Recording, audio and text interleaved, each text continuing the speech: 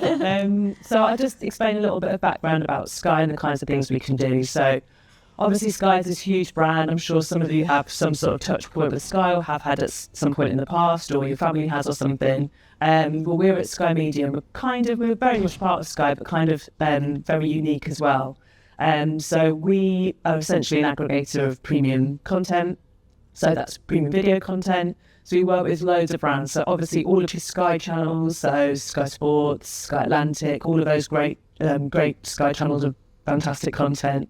But we also have loads of partners. So in the UK, we partner with the likes of Paramount, Warner Brothers. So you'll be really familiar with their brands, I would have thought. So Paramount own Channel 5, which is a huge channel. And Warner Brothers have recently launched HBO Max in the UK, which has just amazing content. So we're not only like a traditional TV brand, because I've heard a lot of you speak today about, I don't watch much TV anymore, I just watch on demand. It's all the same thing. So a channel like Sky Atlantic is mainly viewed on demand, and we work with all these great streaming services like Now TV. Don't know if any of you have used Now TV, that's 100% owned by Sky. Paramount Plus, there's loads. We're also the largest publisher on YouTube across Europe, so that's a lot of that is driven by the likes of Sky Sports Highlights. But you've also got, so SNL's huge on there. We've recently launched SNL UK, which is obviously massive in the UK as well, with like 17 million views across social a week. So there's loads there. So it's not just about TV and advertising on TV. There's literally tons of stuff you can do, from like a really niche sort of sponsorship on a brand like, say, Discovery Shed, to like a huge 4-year Premier League sponsorship deal, to like targeted ad campaigns that would just run across the full Sky estate, depending on your audience. So there's tons there. So I think I've massively talked about the content, which is really important. And a few of you touched on it when talking about your ads, you know, the power of TV to deliver like content and stories. That's so important, and that's what drives attention for advertisers. But we find that's only really half the story. So the other side of the story is like data and being able to target effectively and understand what you're doing and how it's working. So we're really unique in the TV space because, like I say, Sky's a huge business and we've got tons of unique touch points with customers. So whether that's security, so we recently launched a doorbell. I mean, they just do absolutely everything to own your home, Sky. Do you mind if I film you while you're talking? No, not at all. That's how fine. it is being filmed, so we can share it afterwards. Okay, all right. And so we've got home security, we've got mobile, we've got broadband. There's loads of different touch points which bring in and build a really good view of, you know, the makeup of that household. And where we don't have access to a particular data set, we buy that data set in. So we work with like Experian, dunnhumby, who own Tesco Club Card data.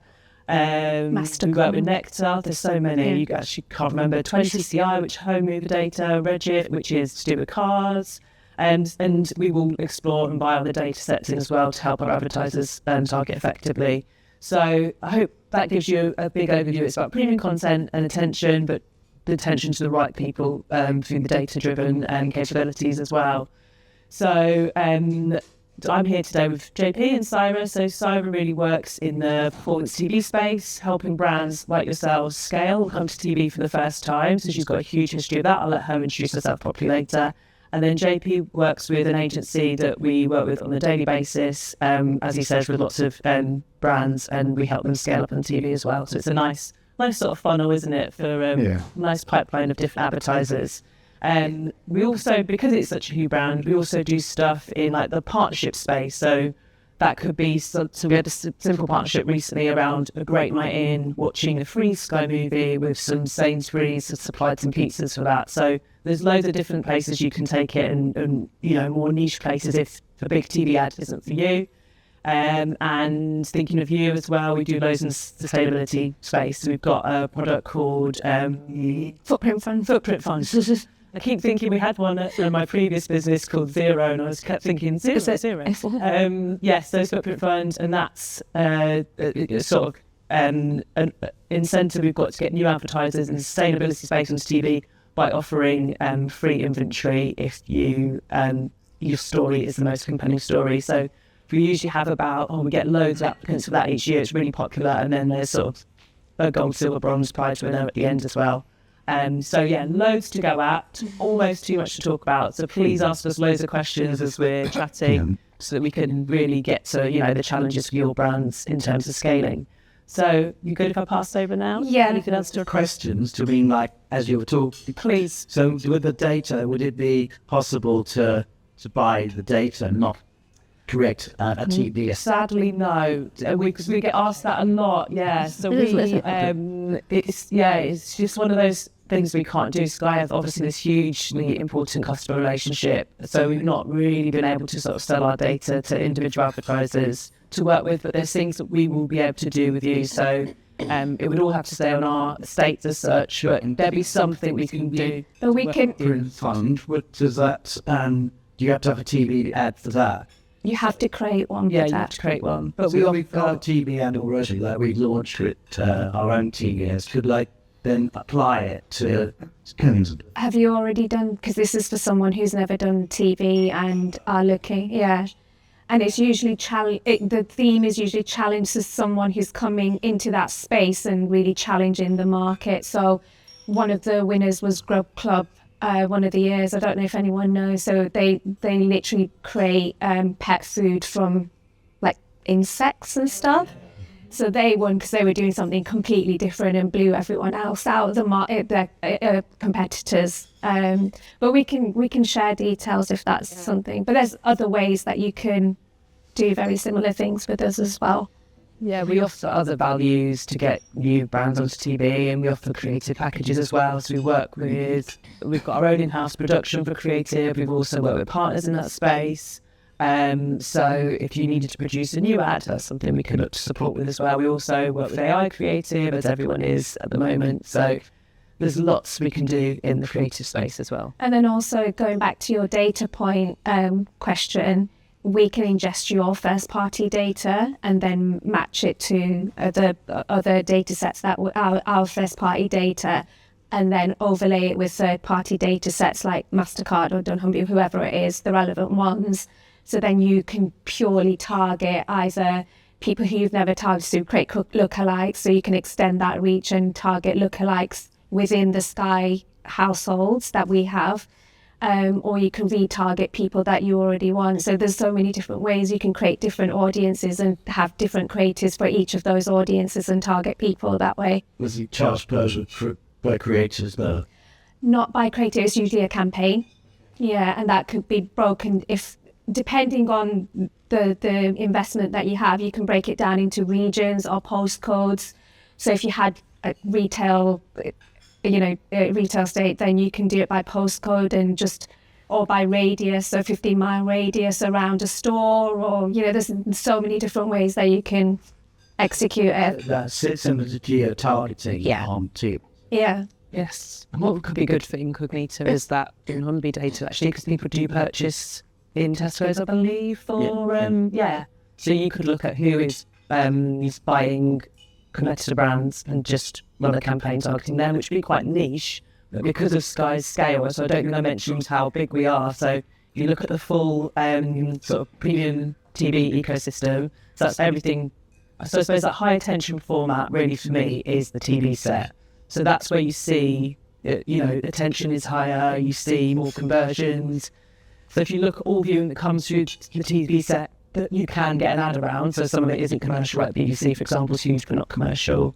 Netflix have a non-ad tier, but just commercial purely, we take a third of that viewing because we've got so many partnerships. So and do so much in the streaming space as well. So the good thing about that is when it comes to it's a bit more niche, isn't it? Your brand is fairly niche, I'd say, because it's natural product and people probably aren't in the market for insect repellent all the time. You can still build a good, solid campaign that will scale. So that's obviously really important. When you're trying to do the targeting, you still need the reach to build an effective targeted campaign.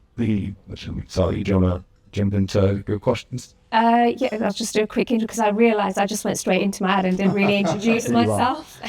So I've been at Sky for 8 years. Prior to that, I worked agency side at MediaCom for 13 years.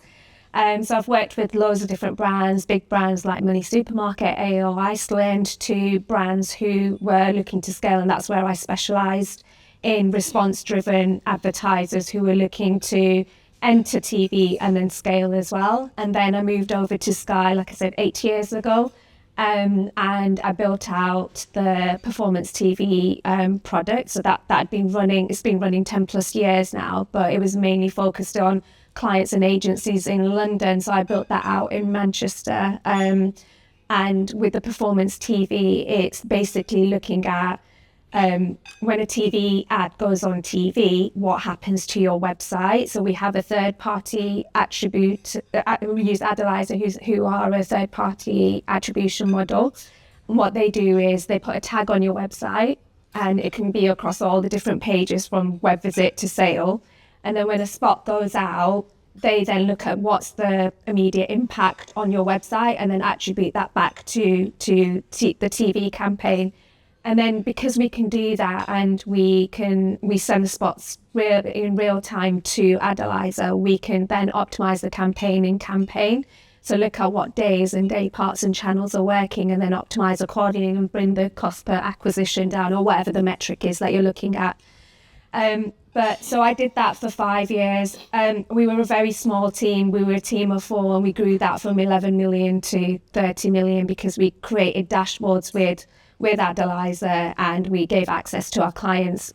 We gave access to the dashboard so they could see in real time as well, and then obviously share that data with their boards and company as well. And then 2 years ago, I moved over to client side. So now I work directly with existing clients who work with us and also new to TV advertisers. And like Rufina's mentioned, we've got so many different opportunities. It's just keeping them aware of all the different opportunities. It's not getting them to come directly to us and not use an agency. We do that as well. But it's just making sure that they're aware of all the different opportunities we have and the relevant opportunities as well, where they are in the life cycle of their campaigns. So yeah, that's a bit of background. This is brilliant. These cost like tens of thousands of pounds. These campaigns that you to make the ads to you've got across the whole to get the data. I mean, do you have a minimum fee you go in start from, like £100? That's sound a bit low, Howard. Yeah. You're on the wrong table here. £1,000. See, so I'm going to hand over to JP because this. So I can give him the bad news. So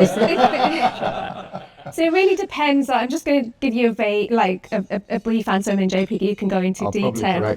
You're going to correct me. But yeah, go on. But because we've got 130 different channels, and you don't have to be on all of them, we can create campaigns not at £1,000, but at a decent level. £10. When we're looking, we're not on our auction at the moment. That's not going to work. So there's and I'll share this with you after. So we've got like a slide that I've created where we've got all the different TV options. You can start very broad, which can be very cheap to buy at a really low CPT, and that's called direct response TV. And with that, you can buy a broad adult audience. You're not targeted, and you just spray and pray and hope that you're going to hit the right people. But it's cheap, so most of the time it works out for most advertisers. It works out quite cost effective. And for those types of campaigns, you can build a small campaign, but the number of channels you're going to be on is very small, and you're probably not going to have the impact that you want to see, because most people want to see a shift in their Google visits or sales, right? I think the core bit is you're not going to learn. You've got to go broad enough to learn from the very beginning, because... Sorry, I've interrupted you. Sorry, I think you've got to go broad enough to be able to capture enough data to be able to really understand what's working, what's not working, to then be able to then take it to lower levels of spend moving forward. So if you don't do the baseline up front first, you're not going to understand what really optimizes in TV, what really drives your sales, what drives your web visits, which is more powerful than getting them to sale conversion. So therefore, once you've done that, and I'll give you the number now, from a Squadron point of view, we recommend 100,000 on performance TV. So the bit that we just talked about there, all adults, go broad, 200 channels, 10 different genres, 7 days a week. Understand which day of week, which programs, which genres are really working over a month period, and then you can drop down. Then you can spend 20 grand or 30 grand on TV, but it's more informed and it's going to work harder for you. So it's actually, it's a sort of upfront commitment to understand what works and what doesn't. But then you can drop down to the 20, 30 grand and you can keep doing that forever. When you're starting, a lot of people, well, we started with, reason we created TV ad straight. I was fortunate, I had a friend who's now a shareholder who was AD of the Peep Show. They put an ad together for us and did very well in terms of just awareness, and it went a bit viral. But the reason that we did that wasn't to get the customers to sell product, it was to get into the likes of Boots, Sainsbury's, where you go along and you say, right, we've got we've got TV, credibility. And we put their logo at the end of the ad, and it really helped us get into, and that's why we sort of got in quickly to the supermarket. I think that's a different reason for wanting to go on TV. And obviously a very genuine reason, but I think if you're talking about really understanding what TV drives, then you've got to spend at a certain base level. The good thing about, we'll come on to this, I presume, but talking about the measurement that you touched upon, about you can measure to such a point now where you can really understand what your cost per acquisition is on TV. You can then compare it towards other channels, into social, into digital. And if your cost per acquisitions make sense for your business, you can scale it to whatever cost per month. Can you measure that so accurately? So I feel like I can't measure any cost per acquisition across anything. I find it killing. So to the point, this is myth number one, isn't it? myth number one, you can measure TV. Yeah. So to the point earlier on, so you tag up the website, you look at, so two different ways of doing it. So it used to be in TV measurement, you would just look at 10-minute segments of TV ads that have gone out. Within 10 minutes, is there a big uplift in search? That was as blunt as it got, really. Baseline, useful, but not going to really give you a lot of insight. Then he went on to 7-day attribution windows. So the likes of TV Squared, which we still use, which you can use across any stations. And that will tag your website, and you will then come back and you basically say, okay, using ACR data, which is data that's embedded in the TVs that we all sign up to when we want to get a TV working, we click yes, do everything. That data is capturing your viewing habits. Companies like Samba will then sell that data to companies like TV Squared. So you look at an ad's gone out, a household's been exposed to that ad, what's the web attribution? So you can see visitation, you can start to see where they're moving through the funnel. 7-day attribution window. Sky, and I'm not here to do a job for selling Sky, although, sorry, go on. Because I'm a little bit lost. That's like a panel of people that are tracked. So 2 million, so in that case, if it was Samba ACR data, you'd have I think they've got 2 million TVs across the country, they're collecting that data. And then Literally so basically they represent the population. They then balance it to be representative of the population. Sky's web attribution tool is actually 4 million. 4 million. Yeah. And they obviously can see the 7-day attribution through Samba can only see 30 channels, and then it infers. So it's a mixture of probabilistic and deterministic. And I will jump in and say it's 4 million for linear TV viewing, but when it comes to on demand, we can capture every single impression. So it's truly deterministic when we use it for on demand viewing. Yeah. So it's basically that Each user, to do that out of the 4 million, you give them something to use Their customers, they don't know. They would have just had to opt in to having their data used when they signed up with Sky. So they're opted in and representative of the UK. So you track the fact that they're seeing the ads, but then how do you track the fact that they go on the website? so you tag them. You tag the website up ahead of the. So they drop a pixel on your website. And then you basically create a group that is a control group versus an exposed group. So a control group that looks like your customers but hasn't seen the ad, versus the exposed group that obviously has seen the ad. And then you can track from that side, you get more information on what TV's working, which genres are driving more traffic, which programming, time of day of week. But then on the other side, you can understand the value of those impressions. So you can start to say, okay, how many more pages does somebody who's seen an ad look at? How many more? How do they go through the funnel? How much do they convert to sale? So that's the point earlier on I made around, spend to get to that point where you really understand enough scale for that to be representative moving forward. And then you can drop your spend down, and then you can spend at whatever levels you want, but you're spending in more accurate airtime. And with that, we can create a customer profile of your customer as well. So because we have mosaics of are they upmarket? Are they, do they live in this area, region, etc. So we can create a customer profile and share that with you as well. So then for future campaigns, you can decide which ones are more valuable to you and which ones you might want to leave for later down the line. I suppose the final thing on this, and I was about to make the point, I don't work for Sky, so I'm sat between these two, so I feel like you're going to gag me if I go off piece, but things like, so the benefits of the Sky one is that you get this 14-day web attribution window, but the power of TV actually is measurable in a lot longer terms than that. So what you find across most MMM studies would be that the power of TV is actually, 14 days is only 40% of it. So you really need to be thinking about what it's going to do for you across 3. And actually, there's the residual effect up to a year of being on a TV campaign if you do it right and you do it for at the right weight. So actually, days, by the way. Oh, can you do 30 days? Didn't even know that. So you should be thinking about measuring across a 3-month window, and not just through web attribution, but also thinking about TV is going to have effects across all your digital activation channels. So your search will become more cost effective because you'll be more brand search. People know about your brand more. You're more click throughs because people will trust your brand more and understand more about your product. Your social will be more effective. So you should basically be setting up the tools to be able to measure your TV across a 3-month, 6-month window. Saying 100,000, is that for 3 months? No, so 100,000 would be, you'd probably run it across a 4-week period and you'd be on for a month. And then that is the sort of minimum sort of time that you'd want to be. There's a compounding interest effect of TV advertising. So what you do is you get ad stocks, which is basically the residual effect or attention that people have memory of your ad. So once you've been on for a month, there'll be a certain level of awareness.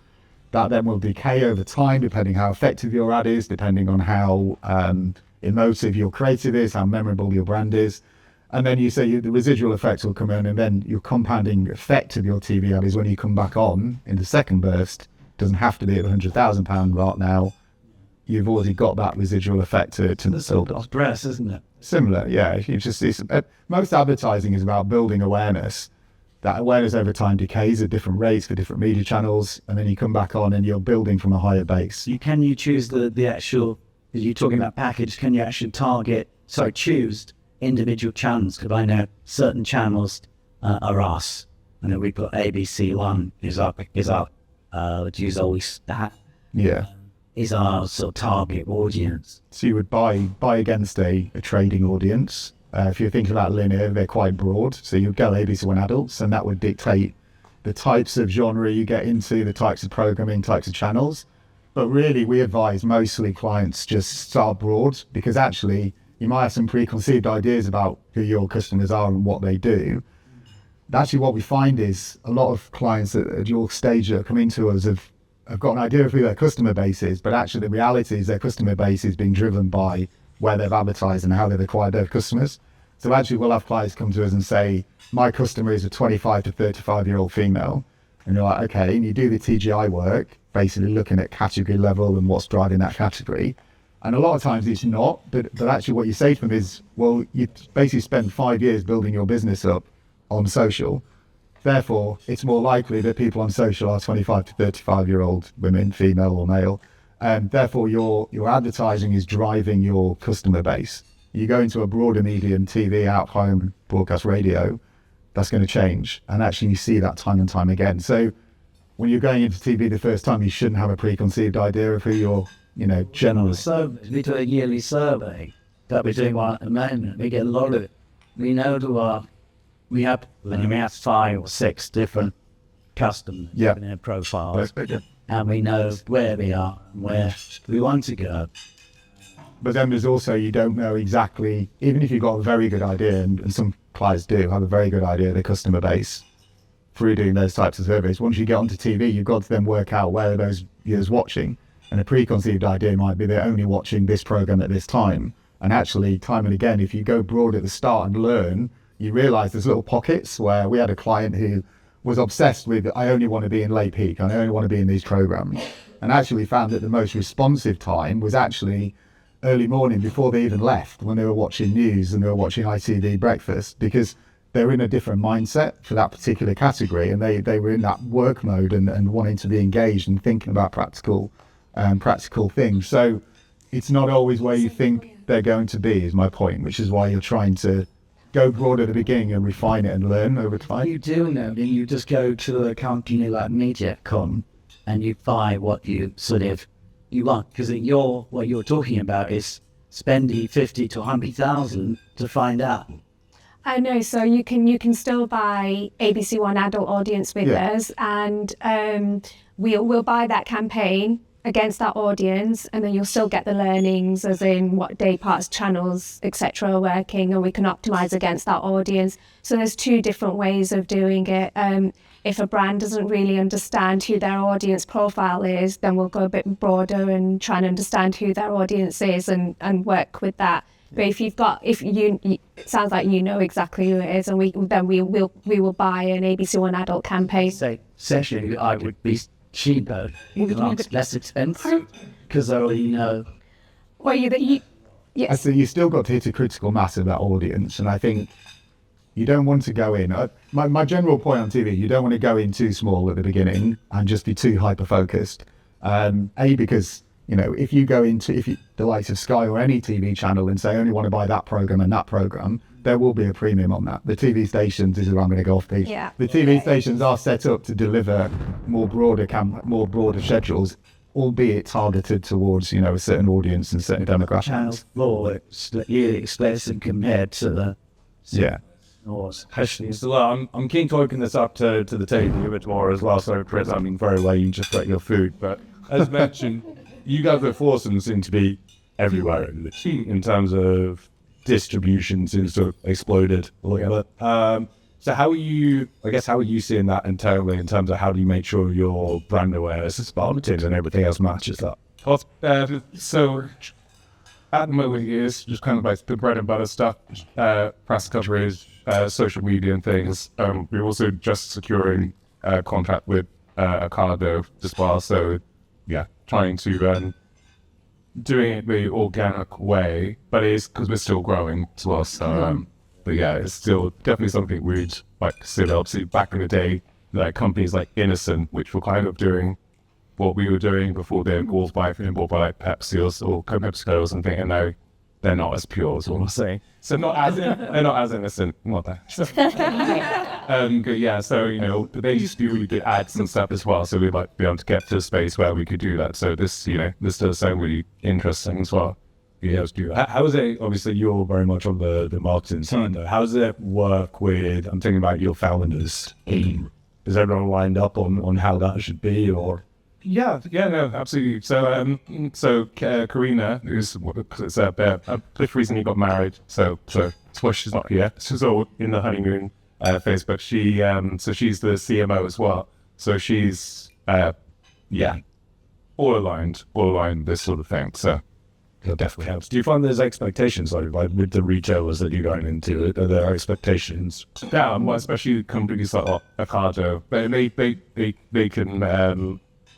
They kind of like pull the strings on a lot of things as well. So we're keeping very much in control of what we're doing. So very cool. And Gemma, you're almost the opposite. I think you're more e-commerce, I think. Yeah. So we are multi-channel, which makes a little bit more difficult to understand customer acquisition and everything. So obviously, we also have a big business on Amazon, so we do a lot of paid media, but pointing at our D2C website. I was in a workshop myself on Amazon as well, and so yeah, it's almost impossible to properly really track stuff. But I was wondering, can we pay for like something spread broadly? Is it not like spread too thin, especially across 4 weeks, or going to an audience that maybe can cheap? Sorry, is the audience too cheap? Yeah. No, I mean, if you think of this, it's the scale of TV, and we're talking linear TV when I'm talking about that sort of level. What you're trying to do is it's a different magnitude of scale, so you've operated on any other channel really. So for 100,000 on performance on Sky, for example, you would get roughly 20% coverage of the national population. So you're talking 10 million people seeing your ad. The ability then to be able to understand which genres within that 10 million people viewing is actually working harder for you is the real key, is to try and could we also find harmony covering it? No, so that would basically be, you'd be looking at sort of 15 to 20% of the peak the airtime would be in peak, and the remainder would be in off-peak. But that's basically a campaign that's very much focused on driving response. And what we find is that peak airtime it's more expensive, but it's also less responsive because people are in a different mindset in that time period. They're more laid back, they're more relaxed, they're more sort of lean back experience of TV, and they're more engaged in the program. When you're actually driving performance to TV, what you really want is actually, ironically, less engaged program, because you want people more willing to just stop what they're doing and get on the phone and look at and learn about your brand and learn about your and drive the response. So actually that's why off-peak generally tends to work better, and you can buy it at much more cost-effective rates, which in the end drives better cost per acquisition. So you're talking for linear TV really cheap, so £3 to £5 CPT, which is probably cheaper than you're buying any other media channel at. But that's in a highly effective, biggest screen in the house, 30-second, hopefully really emotive ad that tells your story, sound on, non-skippable. So when you put it in those terms, that's why 100,000 can afford the scale, because the cost is really cost effective in terms of the actual CPT bottom line. What are the other options for those around the table which are 100 grand and go up? Yeah. We're nowhere near that. What else? It obviously completely depends on your brief and what you're trying to do. But yeah, there's definitely packages we can do that are lower than that. So I'd still recommend you could do sort of an on-demand package, I'd say for 15 grand or something. But like I say, if you do have quite a broad, if you're targeting quite a broad category, you're not going to get the learnings at that level. But if you do have a more full niche product, some of the targeting options I talked about before that you can overlay would still give you sort of a decent understanding of how that's working for your brand. But again, it's so important to get the insights about who you really need to target. We also have, I talked about our YouTube channel and how big we are on YouTube, and actually we've got other premium publisher sites that we work with as well. And it's possible to do things at a much lower level. So entry level for those is like about 20 grand. But it's just worth, if you're interested in getting TV, just speak to us and brief us, because it's so huge, because we have so many channels, there's little channel partnerships and things you can do as well. It's just best we get the brief and can have a look at our data and understand what will work best for you and come back to you with options. So yeah, it depends what you want to do and your expectations from that activity as well. It's Sky and their own YouTube channel.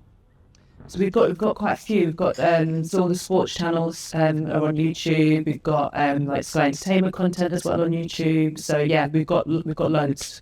The sport is what really delivers the sort of sports highlights, particularly Premier League highlights. So when iPlayer, they're on Sky.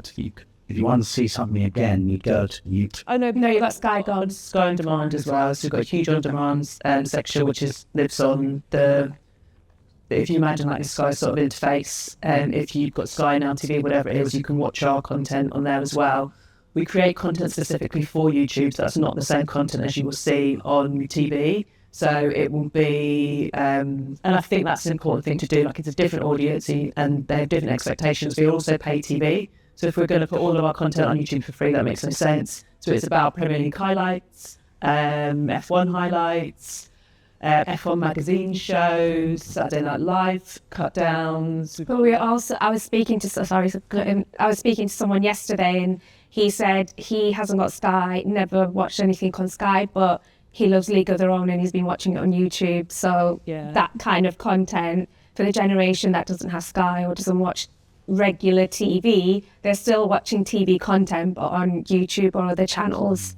Interesting. Well, so I'm keen to hear real well from what you and see within your business, whether it's TV or otherwise, like where you. We've never done growth and that's why I was about CPA. Like we've never done TV ads, but we spend a lot on Google, on Meta, on TikTok, and I think we're actually moving with. We cut down a lot of our Meta and TikTok spends and moved it all into Google because we were finding that they had the highest ROAS. But actually it was very short-term thinking because actually, I'm sort of doing all that for you now. Meta and TikTok are more similar to TV ads in that you're trying to tell a story, you're putting something out to someone, and you don't really see that direct ROI straight away that, they saw that advert and they're going to go and buy it. And yes, they've got different sort of wishy-washy kind of like attribution model as well. So I used to liken it to sort of walking down the street and you see a bus drive by with on the side of it, some at the McDonald's, so maybe you walk past a billboard and it says McDonald's, and then you see a taxi that drives by says McDonald's on the side, and the side of the bus that says McDonald's, and you get to the end of the street and you say, there's McDonald's, and you walk in. And then everyone goes, I made that sale. They came in. I know they came in because they saw us. It may have even been that they just came because they saw the McDonald's because it's the McDonald's site. So everyone's kind of put their hands up and said it was me. But so it's hard to try to really attribute who made the sale. But what we realized from cutting our Meta and 2% is that they were impacting, because what we saw was our Google ROAS just started to slowly decline over the kind of weeks and months. Because actually Google is sort of take Google by the ultimate goal handler, in that it's standing kind of, it's the one that's right outside the McDonald's handing out flyers, don't come in. And actually all those views were already coming anyway, that I was like, I was about to go in anyway. So I think Tricks you the same with our business. So we look at MER versus ROAS, where ROAS is direct attribution from Meta, and sometimes when you have that, you can look at that number and you really know. And then your MER is actually kind of wondering what's going on, it's like campaign is, but there's that piece of research that says somebody has to be sent out in different bases of message. Actually go to basket, check out, and have a conversions. And I think you can't stop, that's the thing, it's like you can't stop the storytelling, you can't stop the influence. You have to have this whole ecosystem. And one feed the other feeds the other. And if you switch off any of them and really try to dig down on what pushed that sale, it's almost impossible. I think that's really true. I think is that a live stage and a whole 24-hour clock. Now I'm going back 24-hour clock, a day. How many exposures attach that brand? Totally clean. That then gets you to. Because what? Sorry, go on. No, you go. I was going to say, what we'll add to that, though, and I completely agree, it's how everything works together. TV will transform your brand. So once you go onto TV, you will see a huge spike up, because not only are you reaching more people, but it's the trust element that TV drives as well. So many people will not buy a brand just because they've seen stuff online, but then there's people that just see on TV, and that's almost like providing your credentials. This is a serious business, and it has this huge effect. And we just know that because we work with advertisers every day. And they say it's transformed our business, And it opens doors. Exactly. So if you're looking to go into Tesco, for example, that credibility is there. The label of TV is a little bit misleading, because actually nobody I know walls by today is really what you're not TV. You're pretty much on demand digital. Exactly. I think there's a misnomer. Just which box you're in, because nobody I know, my family don't have TV. My family, my own 60, 70, 65 target audience would know. I think there's a misnomer, though. I think that with the people that we are not representative of the population of the UK. And actually, time and time again, if you look at any TGI audience, which is a really robust data set, national representative, and you look at pretty much every audience that was looked at, average hours of viewing per day across all media, linear TV will be second. Out of home will be first, mile ahead. Linear will pretty much always be second. I think they've only seen one audience where it's not, and that was 16 to 18-year-olds or something. But it's unbelievable how they're still watching on average 2 to 3 hours a day of linear TV. And I think we forget that we are not representative of the rest of the country. So I'd be careful on thinking no one watches it. Linear TV, as in everyone's seeing the same thing on the TV screen in the linear feed. So we've got to be careful when we've got to look at what the data said. I think just on the point you made earlier on about what performance channels are really, really good at is harvesting demand, and harvesting demand but not replenishing that pool. And to the point on why Google and Meta CPAs go up over time is because actually you're not replenishing the pool, and you're talking to either pre-existing customers, to your point on McDonald's, who are already ready to go, and Google's then just harvesting that demand. Or you're talking to early adopting audiences as you're scaling, which are less risk averse. They want to risk tolerance. They will try new brands. They're excited. They want to try new things. when you scale, when you're talking to what is the next stage, which is the mainstream audiences, they're very, very different, and they are risk averse. They want to trust brands. They want to know. The reason that we remember ads from the 80s and still buy brands from the 80s like McCain's is because you build up mental availability over time. You trust that brand. It's got an association and emotive piece.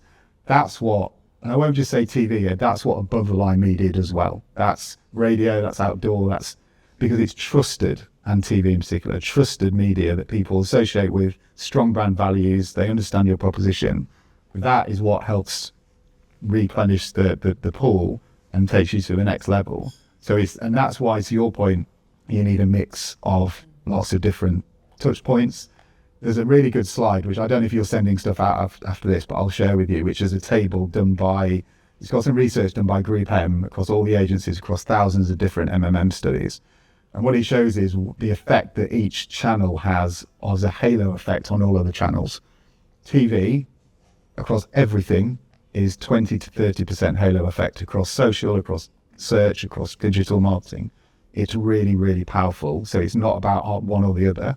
You should find the budget to do TV, outdoor, radio, to actually replenish your overall customer base, to then allow your digital marketing to harvest that demand that's already there. Yeah, well, on that note, just to finish off what I was saying before, we've actually massively upped our TikTok spend recently, working with really terrible at us, but we can see that it's having a positive impact on our web sales, on where it's not getting any actually positive towards the web sale, but it's massively impacting in a positive way.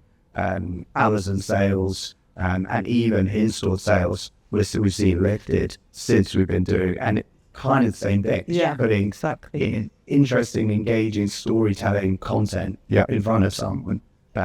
So if you take that and magnify it by 10 in terms of the scale that you can achieve through a TV campaign versus TikTok, that's in a more engaging environment, then that's the sort of scale that you're looking at. And it's a similar proposition, basically. We always talk about when you first go on TV, say your Google visits are here, right? And then when you go on TV, you'll see an impact on your Google visits and the volume of your baseline goes up. Now, when you come off TV, it dips a little bit, but that volume of your baseline Google visits is still going to be higher because TV has that longer tail impact. And then it'll probably take, 6 months to a year for that to drop back down. But by that point, you've spent again and you've raised that level of your Google visits further. So it's to your point, you're replenishing and you're increasing. There's a good example of so we had Labara, which was, I presume people know, the mobile network, and they came to us and they had very clear proposition at the time, which was around supporting Southeast Asian immigrant population and helping connect them back to home. But the ambition was to become the network that they now are, which is, like a gift gaff and a virtual network at scale nationally. But their media just wasn't basically going to get them there. It was about hyper-targeted locations based on where those immigrant populations were over-indexing, and then doing, very much DR site and digital marketing. Went onto TV, talked to them about what scale TV could drive. Across 3 years, with continual investment in TV, they grew from 500,000 to 4 million customer base. But the business changed completely. The TV actually changed them across. It allowed them to have better understanding of the brand so that people were more sticky and more valuable when they came to the website. Their customer retention was improved massively. Their staffing levels in terms of their recruitment was easier because they were getting better quality people because people wanted to work for a bigger brand. Their investment levels went up. They eventually got sold because of their brand name and the stature that TV helped grow. So it's not just the obvious. It's about, as you grow your brand and as stature in your scale of your brand grows, you see it and manifested in so many different ways across your business, and that's really the power of above the line media generally, not just TV. Yeah. Kate's come to you as well. Yeah. Being in your world, the world has come into you, right? So it's all about how do you capture that demand, make sure you're the brand people think of when they're moving in that direction anyway. Yeah, I mean, we are being a tech sort of platform, right? Obviously, new ways like Joe was saying, right, about using Meta, Internet or Google, not quite TikTok yet. But yeah, traditional TV, like, has there been a good success story recently where tech platform has like done really, really well in a traditional sort of TV ad setup? I mean, So it's not specifically tech, but the likes of Starling and Monzo. They started on performance with us. Yeah. It was about 4 or 5 years ago now, but they came in and they disrupted that whole fintech market, right? Right. So if you're a B2B business, we are more kind of B2B focused, right? Is TV still seen as an angle for B2B businesses? Yes, absolutely. You can identify where the audiences are. You can then you can even go at a national level, because actually what you're trying to do is you're building a brand. I think that the problem with B2B businesses is you start to think that you're only targeting that individual, and when you're going into brand building, what you're actually trying to do is not just talk to that individual, but talk to all the people who influence that individual, their business partners, the people who work in their HR department, their people who work in their business, their families, anybody they're going to talk to about their business, and you're trying to grow that. You're also trying to talk to people who might be wanting that B2B service in the next 12 months and not just in the immediate term. So even broader broadcast media can still be effective for a B2B point of view. It's not just about the immediate. You could be hyper targeted using our addressable product as well if you wanted to, depending on the budgets, and we could, using our third party partners, we could curate that audience, and you can specifically target them to start and then kind of grow from there, or do it your way, go broad, influence everyone, and then if you wanted to really hone in on there's different ways of doing it. It just depends where you are in your life cycle and what you want to achieve from the campaign. Yeah.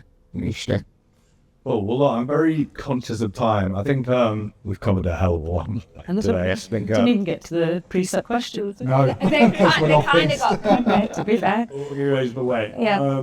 But look, I think so much for us all to think about. And I guess just to finish off, JP, I'll start with you. Any last minute bits of advice or things that we can go away and think about? On the spot. Do you know what? I would. Okay.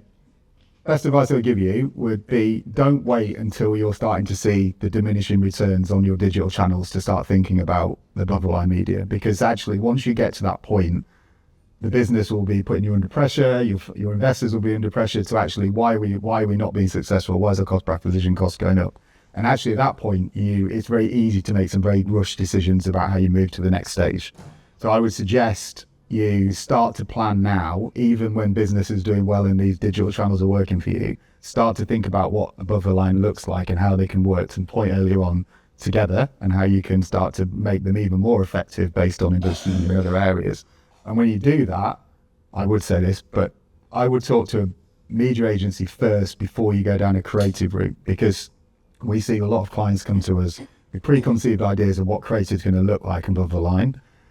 And the problem is, we've got one client in particular who is a beauty product, a skincare product, and they've come to us with a very clear idea of what the creative is going to say. And unfortunately, their creative says something that could be construed as derogatory. Straight away, TV, post 2100 only, as we talked about earlier, most ineffective in terms of driving response. So they've already hampered themselves that TV is probably not going to work for them. A media agency will give you much more pragmatic, or good media agency will give you a very much more pragmatic approach to what's going to work and what's not, and then you can go into and build a creative from there. So I suppose that would be my 2 bits of advice. Don't wait too long and talk to a media agency before you get a creative idea you're just going to run with. Sorry, Rufina, I'll let you decide who goes first. I can go. Here you go.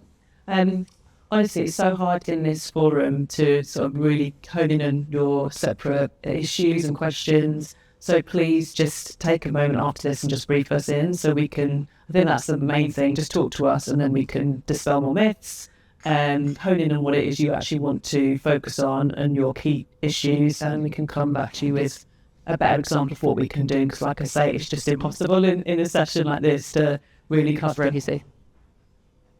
I think for me is the common misconception is that Sky is just TV. That's the bulk of our biggest opportunity that we have, but we have so many other platforms, and my role is just to help and handhold everyone and answer all those questions that you think, oh, I don't want to ask that question. It might be, silly question. There's no silly questions. Just like have that conversation with us. My role and my previous role has always been about hand-holding and educating. We do immersion sessions with teams, so I can come in and we can do immersion sessions so that everybody has a general knowledge and understanding of what we can do and how we can help. And then it just informs you for in the future if you're looking to scale. You've got options and you know what you can and can't do. Well, definitely an eye-opening session today. So I think our 3 speakers today deserve a round of applause.